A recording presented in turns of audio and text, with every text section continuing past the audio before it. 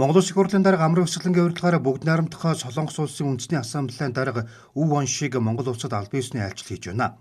Айлчлалын хүрээд Монгол Улсын их хурлын дарга Амрын Өсгөлөн бүгд найрамдах Солонгос улсын үндэсний ассамблеийн дарга Өв Воншиг нар өнөөдөр төрийн ордонд албан ёсны уулзалт хийлээ. Энэ үеэр бүгд найрамдах Солонгос улсад эрүүл мэндийн үйлчилгээ авахаараа зорчиж байгаа Монгол иргэдэд визний таатай нөхцөлийг бүрдүүлэхэд үндэсний ассамблеийн зүгээс дэмжиж ажиллахаа илэрхийллээ. Бүгд найрамдах Солонгос улсын үндэсний ассамблеийн дарга хоёр орны парламент хоорондын хамтын ажиллагааг улам өргөжүүлэхийн төлөө байгааг нотолж, хоёр улсын эдийн засгийн хамтын ажиллагааг баяжуулан хөгжүүлэх, хамтран хэрэгжүүлж байгаа төсөл хөтөлбөрүүдийг төлөвлөсний дагуу үр дүнтэй хэрэгжүүлэх, хүмүүнлэгийн салбарын хүрээнд бүгд найрамдах Солонгос улсад эрүүл мэндийн үйлчилгээ авахаараа зорчиж байгаа Монгол иргэдэд визний таатай нөхцөлийг бүрдүүлэх тал дээр анхаарч дэмжиж ажиллахаа илэрхийлжээ.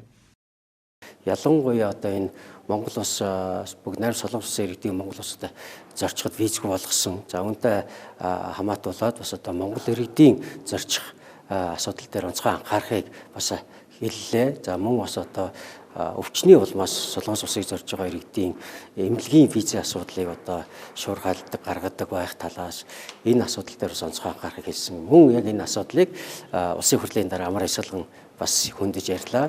За Өв Воншиг бас одоо хариу хэлэхдээ бол ер нь бид энэ асуудал нэлээд тийм асуудал дагуулж байгаа гэдгийг бид л ойлголоо, мэдэрлээ.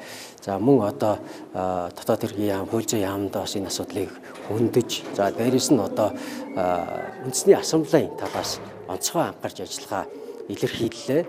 Монгол улс бүгд найрамдах Солонгос улс 1990 оны 3 дугаар сарын 26-нд дипломат харилцаа тогтоосон.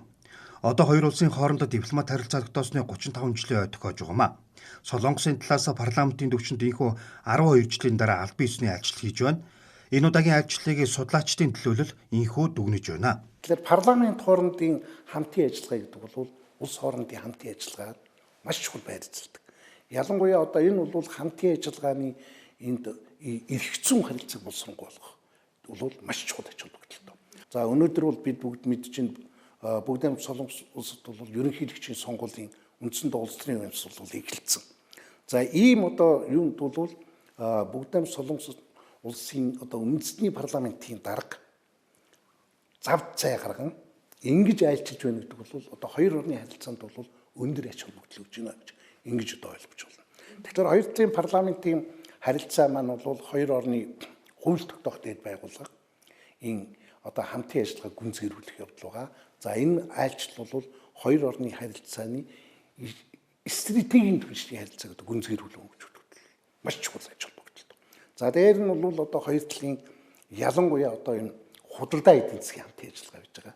За энийг одоо өргөн өрөөнд хөгжүүлэх. Ерөнхийдөө дипломат харилцаа тогтоогоод 35 жилийн хугацаанд бол ер нь улс төр эдийн засаг, нийгэм, соёл, хүмүүнлэг, за тэгээд иргэдийн харилцаа, байгаль орчин гэх мэт бүх талаар идэвхтэй хамтран ажиллаж байна л да. За Солонгос улс маань бол манай Монгол улсыг дипломат харилцаа тогтоосон цагаас эхлээд сонирхож эхэлсэн. За манай Монгол улс Солонгос улсын ашиг сонирхлыг хангах ахуйц байгалийн баялаг байна.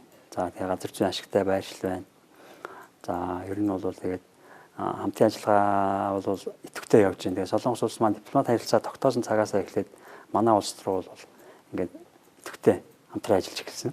Тэгээд уул уурхайн салбарт хамтран ажиллах ч гэдэг юм уу, энэ зорилгоор бол зөөлөн хүчний бодлого, за тэгээд хөгжлийн хамтын ажиллагаа, за тэгээд Монгол иргэдийг Солонгост ажилуулах ч гэдэг юм уу, энэ ер нь бол Монгол улс нэлээд нээлттэй байдаг л та. За тэгээд худалдааны хувьд бол Солонгос улс маань ерөнхийдөө Монгол улсын гадаад худалдаанд бол нэлээд дээгүүр байр эзэлж байна. За тэгээд улс төрийн харилцаа бол бүх шатанд явж байна. Монгол Улсын их хурлын дарга Амар Исалгангийн урилгаар Монгол улсад албан ёсны айлчлал хийж байгаа бүгд найрамдах Солонгос улсын үндэсний ассамблеийн дарга Өв Воншиг Монгол улсын ерөнхийлөгч хөрөлсөхөд бараалгасан. Мөн тэрбээр Чингис хаан үндэсний музейг үзэж сонирхлоо. Айлчлал үргэлжилж байна.